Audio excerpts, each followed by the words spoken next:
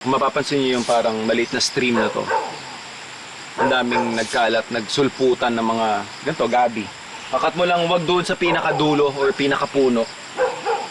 Tapos importante na tinatanggal yung parang pinakabalat na yan. Ito turo na airpods to. Para hindi makate. Yan. Yung manipis lang na layer na yan. Para dun sa ating gabi recipe, pwede natin siyang sabihing laing na rin kasi may gata.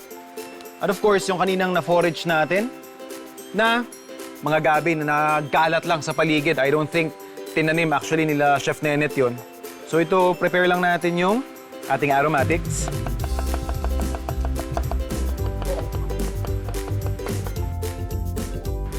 Yung ating sibuyas. Yung ating bawang. So, kukat lang natin. Siguro yung mga 1-inch portion yung stem ng ating gabi. Lagay lang natin yung ating stem.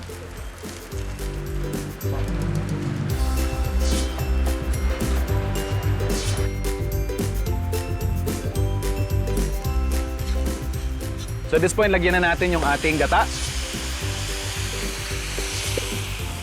Meron tayo ditong hibe. Season natin ng salt and pepper. Portion lang natin yung ating na-mine kanina na lechon. Saka natin sasabay doon sa ating niluluto.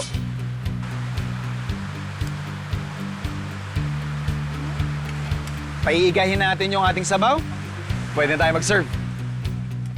Uy! Luto na, Chef! Totoo nga. Chef, may kanin na kami. Wow, ha? Opo. Ready, ha? Yes. Talaga naman. O, di bali, hindi kayo mapapahiya. Meron tayong gabi con lechon. Wow! Talaga. Wow! Parang naghahanap ng sili, no? Hap. Grabe! Dinner. Ako, marami na ako natitikman na lang, pero isa to sa mga masarap na laing na nakita ko. Alam niyo po, mula umpisa ng namin, kumakain na kami, ha? Ano bang okay lang ba tayo? Actually, Tama pa ba itong nangyayari sa atin? pamula nagkita-kita kain, matatapos tayo sa kain. Opo. Anyways, guys, you have no choice. You know. Best job ever! Amen! Woo! Sa pagpagsak ng ulan, naghanap kami ni Ma'am May at Kuya Jan ng panghimagas na pabagay sa malamig na panahon. At hindi naman kami binigo ni Chef Nenet na agad kaming hinainan ng kakanin at tsokolate batirol. Sa mga nagtataka kung ano itong kakanin na nakabalot sa dahon, gawa ito sa pinagsamang kalabasa at balinghoy. Simple lang ang paggawa ng dessert na ito.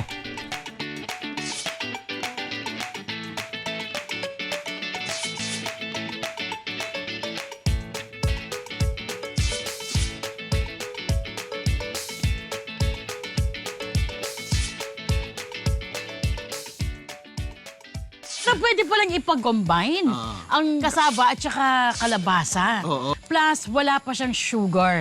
So, kumbaga parang ang nagsilbing sugar yun yung baterol na may konting pait ng chocolate, syempre. So, what a perfect combination.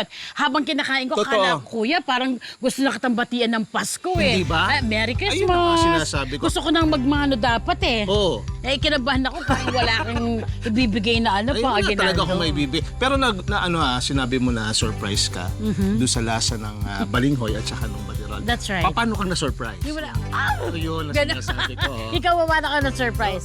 Wow! Ganun, no? Pinaka-highlight na gusto kong nangyari today, yung foraging. Salamat sa Farm to Table na meron akong naintindihang panibagong word na magagamit ko. So yung foraging pala, kung ano yung nakita mo dyan na available na pwede mong kunin. Tapos, isuserve mo sa table. Yun yung exciting part. Dito ko nalaman na Correct. marami palang mga uses yung mga pinagpipitas natin kanina. At saka syempre na commune with nature tayo eh.